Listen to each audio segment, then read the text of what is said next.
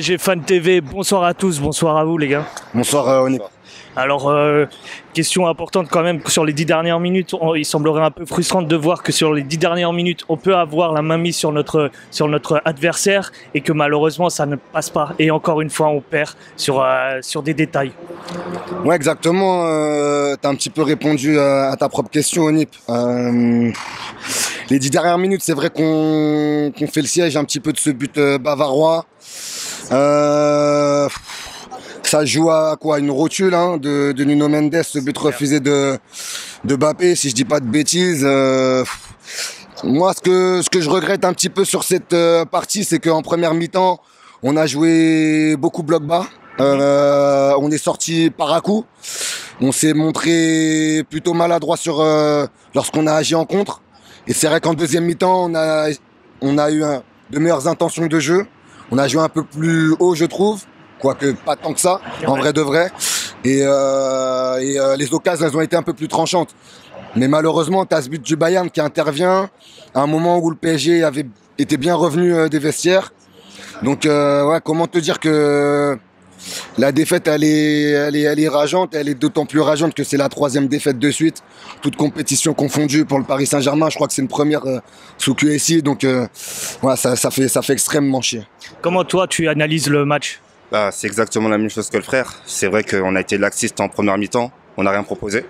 Et c'est vrai que pour l'effectif qu'on a, c'est problématique. Quand on voit des Carlos Soler qui sont inexistants sur le terrain, ça fait mal. On n'a rien proposé. Je sais pas, les mecs, ils sont laxistes, ils montrent rien. En fait, c'est comme si ils jouaient avec des plots en face, quoi. Je vais rebondir sur ce qu'il dit. L'envie, elle était forcément là, un peu plus que sur les derniers matchs. Mais cette envie-là n'a pas suffi parce que en face de toi, tu avais quand même le Bayern Munich. Le Bayern Munich qui lui arrive avec des certitudes de jeu. Le Paris Saint-Germain, c'est du tâtonnement tactique depuis pas mal de mois. Donc déjà, comment tu m'expliques qu'on est sur un 8e de finale aller, on est au mois de février, la saison elle a commencé en août, on est sur un match importantissime de C1. Comment tu m'expliques que tu sais pas dans quel système tu vas démarrer la rencontre? Comment tu m'expliques qu'il y a des questions en conf de presse à Galtier? Dans quel système vous allez jouer? On est au mois de février. Attends, on est au mois de février. Je sais pas, vous faites quoi à l'entraînement? Vous jouez aux cartes? Il y a de la vidéo, il y a pas de vidéo, vous arrivez les mains dans les poches. J'ai dit la dernière fois à Byron, on est le sale élève, on fait pas les devoirs, on arrive le jour du contrôle, il y a pas de classeur, il y a pas de cahier, il y a pas de trousse, il y a rien. On y va comme ça au petit bonheur la chance, mais c'est pas comme ça le football. Et quand tu vois un petit peu le 11 de départ, est-ce que tu n'as pas l'impression justement que Galtier est limité au niveau de choix d'hommes? Forcément limité, ça explique aussi en partie le fait comme j'ai dit, qu'il tâtonne tactiquement, change de système tous les 4 matins, c'est un truc de fou, non? Là, ce soir, il nous a sorti une double. Il a pris un double risque. Mettre Warren Zaïre Emery à droite, 16 ans, premier match de C1, milieu droit alors que c'est un milieu axial, donc. Voilà, ça aussi, je pense qu'il faut en parler, mais ouais, le match en soi de Paris est extrêmement rageant. Alors quand tu vois les solutions au final qu'ils ont trouvé les Parisiens, c'était la profondeur à l'entrée de Kylian Mbappé. On a vu que ce côté gauche était la solution, voire peut-être pas voir si on continue un petit peu à le provoquer, voire l'exclusion en fin de match. Voilà, c'est des joueurs que peut-être qu'on n'avait pas dès le départ, dès les 11 de départ. C'est vrai que quand Kylian est rentré, il a apporté de la vitesse.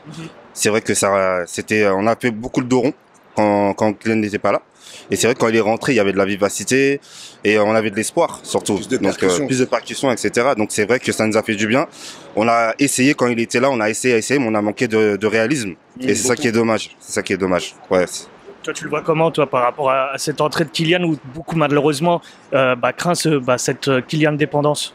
Ouais, moi j'ai bien peur qu'on soit.